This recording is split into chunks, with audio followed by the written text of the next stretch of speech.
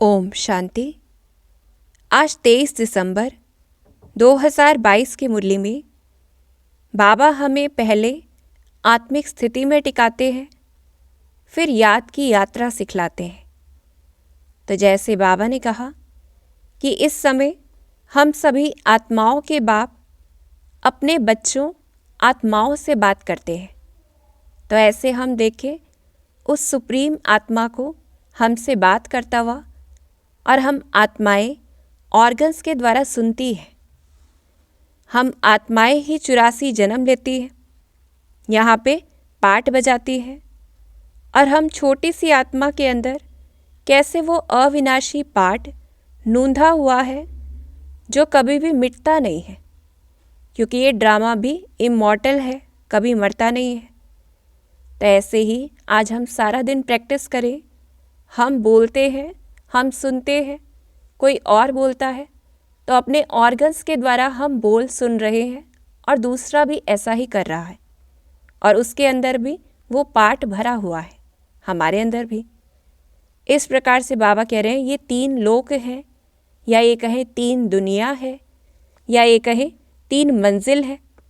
जिसे बाबा ने कहा 3 आकाश हैं, कि एक तो स्थूल वतन में आकाश होता है, फिर उसके बाद सूक्ष्म वतन में भी आकाश है, और उसके बाद मूल वतन, वहाँ पे भी जहाँ हम आत्माएं रहती हैं, वो भी पोलार है, आकाश है।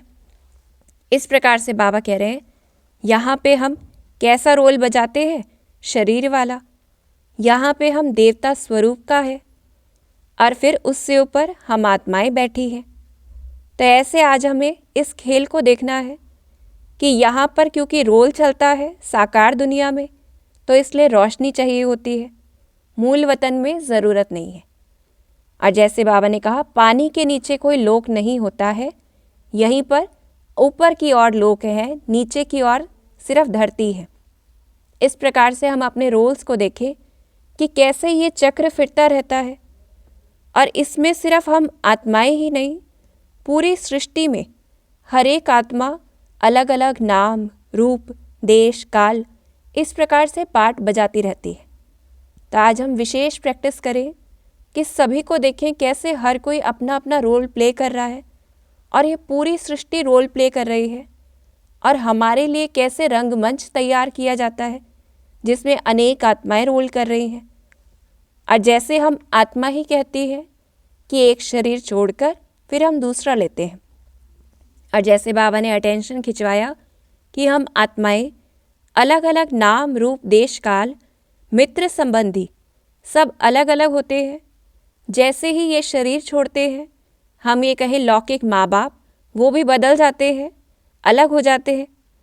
तो इस प्रकार से हम प्रैक्टिस करें कि हर चीज़ जो है वो ख़त्म होती है और फिर नई हो जाती है।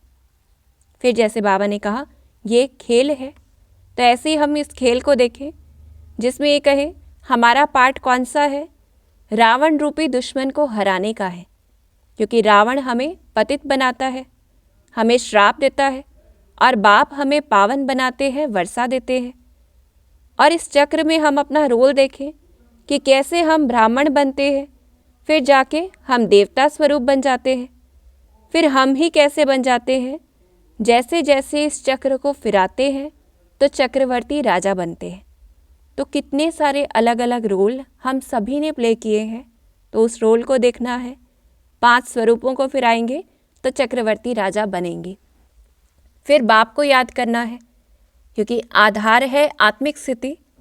फिर बाबा को याद करने के लिए जैसे कल भी बाबा ने कहा कि कोई आंखें बंद करने की ज़रूरत नहीं है।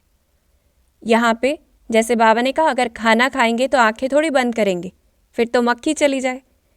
तो ऐसे हमें कोई भी आधार नहीं बनाना है और चेक करना है, क्योंकि बाबा कह रहे हैं अपने पिता को याद करने के लिए क्या हमें कोई आधार चाहिए, क्या हमें कोई गीत चाहिए, कोई लाइट चाहिए, कोई और चीज़ चाहिए। तो ऐसे बाबा कह रहे हैं उठते बैठते चलते फिरते हम बच्चों को बाप की याद रहे, उसके लिए हमें कोई भी आधार नहीं रखना। और जैसे अंतमति सो गति होगी, कि अंत में जो हमारी मति होगी उस अनुसार ही गति होगी, सदगति होगी। तो ये प्रैक्टिस अभी से करनी है, और ये रूहानी यात्रा हमें इस समय बाप ही सिखाते हैं, जिसमें बाबा की मुख्य श्रीमत है, जो रोज़ बाप कहते, जो हम सभी जानते हैं, लेकिन बस प्रैक्टिस करनी है। याद की प्रैक्टिस, उसी से खाद निकलेगी, उसी से हम मुक्ति धाम में जाएंगे, जीवन मुक्ति धाम में जाएंगे। तो बाबा ने कहा अगर चलना है तो याद करो।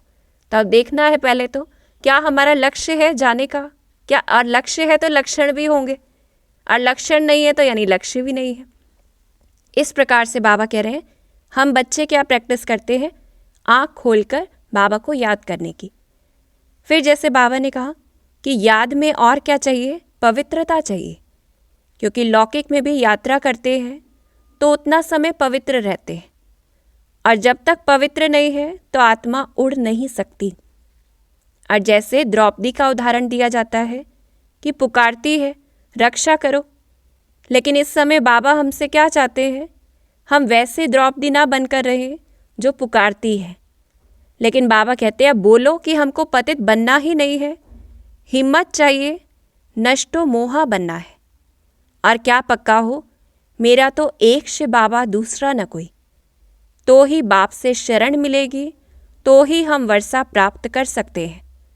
तो गृहस्थ में रहते हमें बस बाप को याद करना है, अटेंशन देना है। बाबा ने कहा कोई भी बहाना नहीं दे सकते, हिम्मत दिखानी है, नष्टो मोहा बनना है। फिर जैसे बाबा ने कहा अब हमने समझा है तो हमें दूसरों को भी समझाना है कि देवता धर्म अभी नहीं है, लेकिन उनकी निशानियां है, चित्र है, तो इससे सिद्ध है कि वो कभी ना कभी राज्य करके गए हैं। ऐसे ही श्री कृष्ण बैकुंठ का मालिक था, और वो फिर अगर सतयुग में था तो वही आत्मा द्वापर में कैसे आ सकती है, और वो कभी चैतन्य था, इस समय सिर्फ जड़ मूर्तियां हैं, तो वो आत्मा कहाँ गई, इस पर बताना है। फिर बाबा ने कहा अगर भगवान का कोई नाम रूप नहीं है तो पुकारते किसको है। और ऐसे ही कुंभ के मेले पर बहुत आत्माएं स्नान करने जाती हैं, बहुत भीड़ होती है। बाबा कहते वो कोई संगम नहीं है, क्योंकि वहाँ तो सिर्फ 3 नदियाँ, उसमें भी 2 नदियाँ दिखाई जाती, तीसरी गुप्त दिखाते हैं। तो इस प्रकार से बाबा कह रहे हैं कि संगम तो तब होता है जब सागर और नदी मिलती है, जो कि इस समय चैतन्य में होता है। और नदियाँ कोई पतित पावनी नहीं है, ये तो बरसात का पानी है। तो इसलिए बाबा कहते एक तरफ पतित पावनी नदी कहते, एक तरफ पतित पावन सीताराम कहते। तो हम पूछ सकते हैं कि असल में पावन बनाएगा कौन। इसी प्रकार से जैसे बाबा ने कहा नदियाँ तो कितने समय से हैं, तो पावन तो कोई बना नहीं। फिर अमरनाथ पर भी तीर्थ यात्रा करने जाते हैं, तो वहाँ शिवलिंग की मूर्ति देखने के लिए जाते हैं। तो बाबा कहते घर में भी रख सकते हैं, वो तो ज़रूरत नहीं है। और राम कैसा है, यानी परमात्मा सदा सुख देने वाला है, दुख देने वाला नहीं है। इसी वजह से रावण को जलाया जाता है, राम को कभी जलाया नहीं जाता। और पूछना है कि ये रावण राज्य कब से था, क्या राम राज्य भी कभी था, तो इस प्रकार से समझाना है।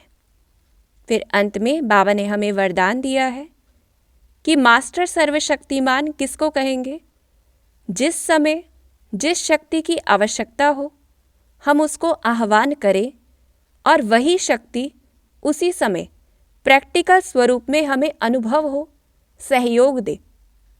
जैसे कि शरीर की शक्ति है, हम ऑर्डर करें, उसी समय अगर कार्य करें तो ही हम कहेंगे कि शरीर सही चल रहा है। कि हम कहें नीचे कांटे हैं, हमें पैर को उठाना है, और पैर अगर थोड़ी देर बाद उठे या पैर की जगह हाथ उठे तो क्या कहेंगे, यानी शरीर सही से काम नहीं कर रहा है। ऐसे ही बाबा कहते हैं सर्व शक्तियाँ उस प्रमाण चले जैसा हम चाहते हैं। तो हम प्रैक्टिकल करके देखें कि जिस शक्ति की ज़रूरत है क्या वो आती है, इसलिए तभी मास्टर सर्वशक्तिमान कहेंगे। तो हम इस स्वमान का भी अभ्यास करें।